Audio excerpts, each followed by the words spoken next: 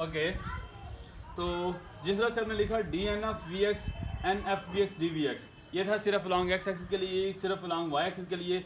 अगर आप at a time v x we y दोनों के लिए लिखना चाहते हो तो आप लिखोगे D n square v x we y, यहाँ पे एन है तो एन स्केयर, एन और एन एक एन वी एक्स के लिए वाई के लिए, n square F of we x D we x n और f of we Y D we Y.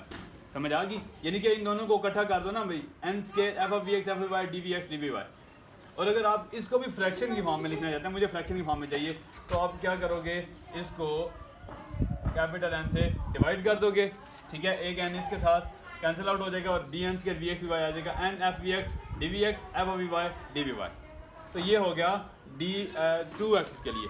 अगर आपको 3 एक्सिस में चाहिए यानी कि वी एक्स वी वाई और वी जी के लिए भी चाहिए तो आप लिखोगे D N cube V x we Y V G, ठीक है, N F we x D we x N F of we Y D we Y F of we G D we G. अब मैंने question mark लगाया कि यहाँ पे आप question पूछ सकते हैं जी, यहाँ पे तो एन स्केयर था तो एक एन कैंसिल आउट हो गया, तो यहाँ पे एन क्यूब होगा तो एन स्केयर बचना चाहिए, ठीक है ना। तो इसका मतलब अगर आप इकट्ठा करोगे, मैंने कहा 3 एक्सिस में करना है, तो एक वी एक्स के लिए भी वाई के लिए भी जी के लिए भी इकट्ठा करोगे आप, तो आप लिखोगे D N we x D N V Y D N V G यानी कि D N cube V x we Y V G, और इस साइड पर लिखोगे एन इंटू एन यानी कि N cube F of we x D we Y F of we Y D we Y F of we G D we G divided by N, और एक N divide होगा, ठीक है, जो cut जाएगा और एन एन एन क्यूब से N square बचेगा।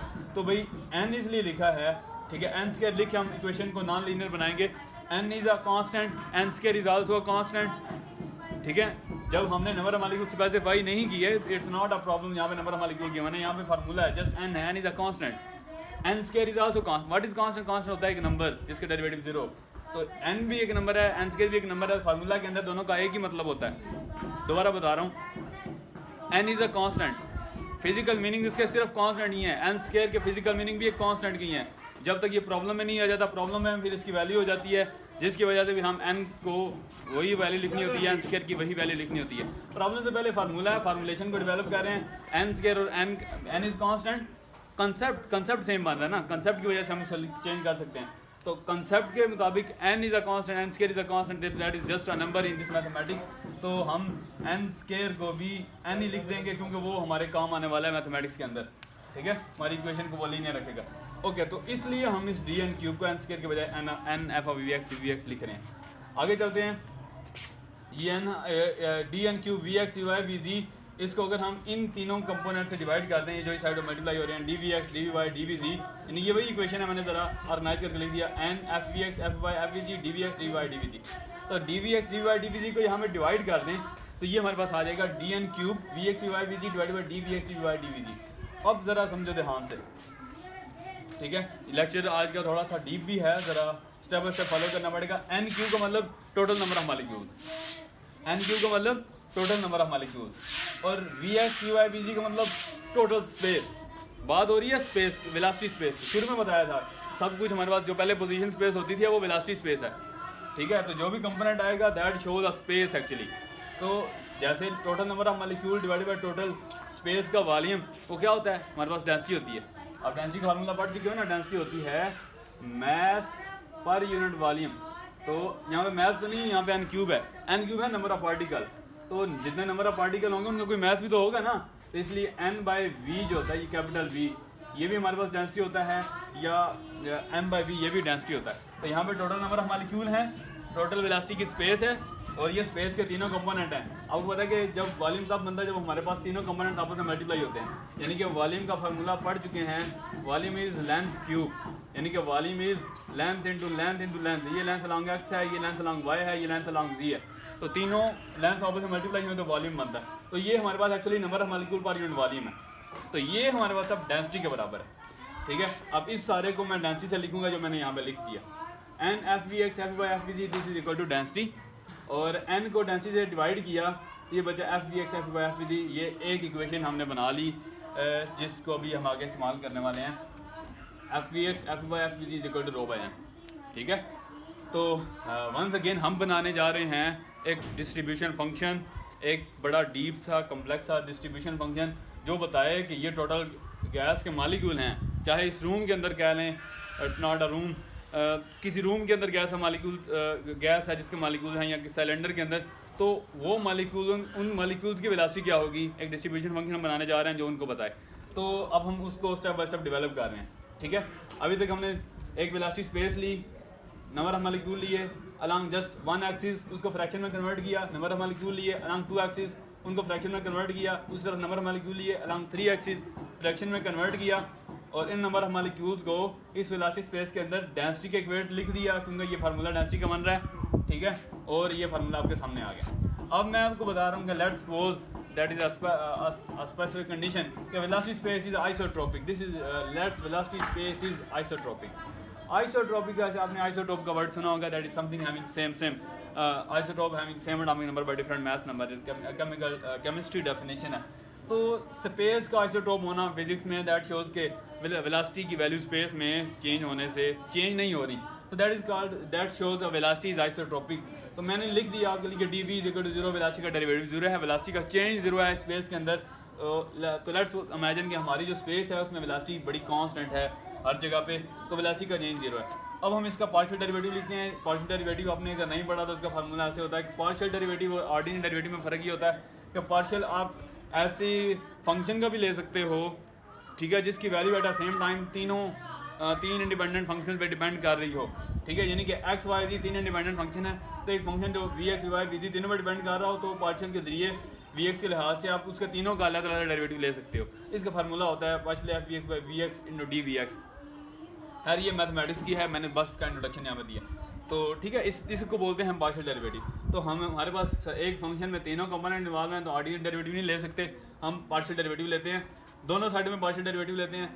तो रो बाय एन हमने बोला वेलोसिटी स्पेस कांस्टेंट है, उसका चेंज नहीं है, तो वेलोसिटी स्पेस में डेंसिटी बाय एन जो है ये तो जीरो हो जाएगा रो बाय एन, क्योंकि स्पेस इज कांस्टेंट। तो ये तो सब ये डेंसिटी किस चीज़ की है, वेलोसिटी की डेंसिटी है ना, स्पेस कांस्टेंट तो वेलोसिटी का तो डेंसिटी का चेंज नहीं है, तो वो चीज़ जीरो हो जाएगी।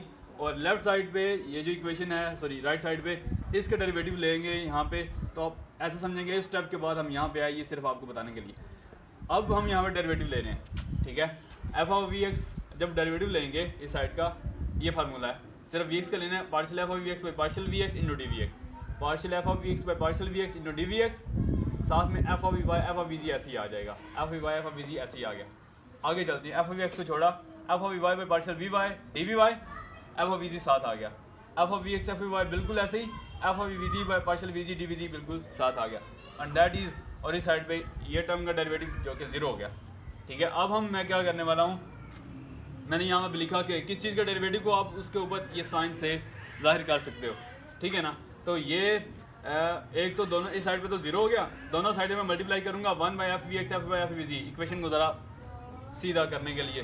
तो इस साइड पे तो जीरो से मल्टीप्लाई सब कुछ जीरो हो गया, जब इस साइड पे मल्टीप्लाई करेंगे तो ये सिर्फ फंक्शन पहले को सॉल्व किया मैंने इसको, ठीक है, और बाकी के लिए मैंने बस साथ लिख दिया। तो क्या होगा जब हमने मल्टीप्लाई किया वी एक्स एफ वी जी, तो ये दोनों जो चीज़ें हैं ये तो कट जाएंगी नीचे वाले के साथ, वी एक्स है तो बचेगा सिर्फ एफ ऑफ वी एक्स, ठीक है। तो एफ डैश क्यों लिखा मैंने, क्योंकि इसका डेरिवेटिव ऑलरेडी ले चुके हैं। जब डेरिवेटिव लिया ना F of we x by partial F we X, इस सारे को एफ डैश वी एक्स लिख दिया और नीचे इस सारे टर्म के साथ मल्टीप्लाई कर दिया, ठीक है, one F we x F Y के साथ मल्टीप्लाई कर दिया और इस सारे को एफ डैश वी एक्स लिख दिया। ये देखो F D H we X लिख दिया, साथ में बाकी सब कुछ ऐसे ही लिखा, और नीचे ये सारे कंपोनेंट क्यों मल्टीप्लाई हुआ, ये नीचे आ गया, ठीक है। अब इसके बाद क्या होगा कि ये दोनों तो कट जाएंगे, बचेगा सिर्फ ये। यही काम जब वी वाई पे होगा तो इसमें ये दोनों कट जाएंगे, बचेगा सिर्फ ये, इसको आप डैश आप वी वाई लिख देंगे, ये लिख दिया, और जो नीचे ये होगा वी वाई ये साथ नीचे आ जाएगा, जैसे यहाँ पे नीचे आया। यही काम वी जी के लिए होगा, ठीक है। आप इसे पेज पे प्रैक्टिस करेंगे तो बिलीव मी मुश्किल नहीं लगेगा, जो कि अभी लग रहा है। ओके, तो अब बचेगा ये बड़ी सीधी सादी क्वेश्चन बन जाएगी, F dash we x by F we x F dash V Y by F we Y F dash V ji by F we G and this is equal to zero. अब हम जिसके question number 2 क्या दिया, अब हम दोबारा से पीछे चलते हैं। इसको हम वी स्क्वायर अंडर 2 खत्म करके लिख सकते हैं, V square V x we Y square V G square, दोनों साइड में डेरिवेटिव लेते हैं, तो टोटल वी स्क्वायर का डेरिवेटिव तो ज़ीरो होगा, ठीक है। और ये क्यों ज़ीरो होगा, क्योंकि वेलोसिटी स्पेस आइसोट्रोपिक है, पहले बता दिया वेलोसिटी स्पेस आइसोट्रोपिक, ठीक है। तो टोटल वेलोसिटी स्पेस आइसोट्रोपिक है, जीरो होगा, लेकिन V x we Y V G में चेंज आ सकता है। तो यहाँ पे हम क्योंकि पार्शियल का मतलब ये है कि थोड़ा थोड़ा चेंज, ठीक है। टोटल डेरिवेटिव मतलब होता है टोटल चेंज। तो V x we Y V G का चेंज हमारे पास फार्मूला के जरिए ओपन करें, that is 2vx dvx 2vy dvy 2vg dvg, और ये सब कुछ जीरो हो गया। अब मैं क्या करता हूँ, दोनों साइड पे एक कांस्टेंट के साथ मल्टीप्लाई करता हूँ, एक तो 2 यहाँ से कॉमन लें, उस साइड पे डिवाइड कर दें, तो ये भी जीरो होने वाला है। देन हम दोनों साइड में मल्टीप्लाई कर रहे हैं constant M beta, M is mass of gas molecule, beta is unknown constant, और इस अननोन कांस्टेंट को भी हम बाद में डिस्कस करेंगे। तो ये क्वेश्चन बन जाएगी m beta v x D we x, m beta v Y D we g. एक चीज़ यहाँ पे मेंशन करता जाऊँ, आप बोलेंगे कि जैसे मर्जी मल्टीप्लाई करते जा रहे हैं हम, और जहाँ पे मर्जी हम आइसोट्रोपिक को बना के जीरो करते जा रहे हैं, तो क्यों फार्मूलेशन डेवलप कर रहे हैं, ठीक है। ये तो किसी ने बड़ी मेहनत के साथ मैक्सवेल बोल्ट्जमैन ने इन्होंने डेवलप किया था, तो हम इन वे उसी फंक्शन को अप्रोच कर रहे हैं, तो हमें चीज़ें अज्यूम करना होती हैं जैसे हम अपने प्रॉब्लम में अज्यूम करते हैं। और कांस्टेंट हम क्यों लेके आते हैं, कांस्टेंट की बड़ी इंपॉर्टेंस होती है फिजिक्स के अंदर। मसलन आप एक बड़ा इंपॉर्टेंट कांस्टेंट पढ़ चुके हैं, spring constant, f is directly proportional to, आप पढ़ चुके हैं फोर्स और डिस्प्लेसमेंट किसी भी स्प्रिंग के लिए डायरेक्टली प्रोपोर्शनल होते हैं, ठीक है। और जितनी ज़्यादा फोर्स लगाएंगे उतना ज़्यादा डिस्प्लेसमेंट होगा। लेकिन आपको पता चला कि एक स्प्रिंग में आपने फोर्स लगाई तो डिस्प्लेसमेंट प्रोड्यूस हुआ, एक और स्प्रिंग जो बड़ा था उसमें फोर्स लगाई तो उतना डिस्प्लेसमेंट प्रोड्यूस नहीं हुआ। लेट्स सपोज वो बारीक स्प्रिंग था, मोटे वाला स्प्रिंग था, तो क्यों नहीं प्रोड्यूस हुआ? हमारे फार्मूला में तो यही है कि बस फोर्स और डिस्प्लेसमेंट है। तो अब वो जो अननोन चीज़ है जो फार्मूला में नहीं है उसको यहाँ पे इंट्रोड्यूस करवाना है, उसके लिए फिर हम यहाँ पे कांस्टेंट इंट्रोड्यूस करवाते हैं। तो अब ये हमें बताएगा जी जब फोर्स उतनी लगाई है डिस्प्लेसमेंट उतना नहीं प्रोड्यूस हुआ, तो एक और फैक्टर है जो कि उसको ओवरकम कर रहा है, और ये फैक्टर होता है स्प्रिंग की स्टिफनेस। आपको पता है स्टिफनेस जितना ज़्यादा स्टिफ होगा उसमें डिस्प्लेसमेंट उतना कम होगा। तो ये मल्टीपल फैक्टर बढ़ता जाएगा, जितना ये फैक्टर बढ़ता जाएगा उतना ये फैक्टर कम होता जाएगा, यानी कि फोर्स लगाने से उतना कम डिस्प्लेसमेंट आता जाएगा। अगर मेरी बात की समझ नहीं है, वीडियो पीछे करके देखो, वेरी इंपॉर्टेंट कंसेप्ट। और सिर्फ ये बात बताने के लिए कि क्यों कंसेप्ट यहाँ पे लेके आया, कांस्टेंट यहाँ पे लेके आया हूँ। ये कांस्टेंट भी कुछ गैस की हिडन प्रॉपर्टीज़ को बताने वाला है, ठीक है, जो इसके बगैर नहीं क्लियर होती। एक कांस्टेंट यहाँ पे लेके आया हूँ, एक कांस्टेंट और भी लेके आने वाला हूँ, ठीक है। तो आगे चलते हैं। अब हम क्या करते हैं कि इन दोनों इक्वेशन को 2 और 3 को ऐड करते हैं। ऐड किया दोनों को, तो दोनों का फर्स्ट फैक्टर ऐड किया, f dash we x by F we x, इसका just m beta v x, ठीक है।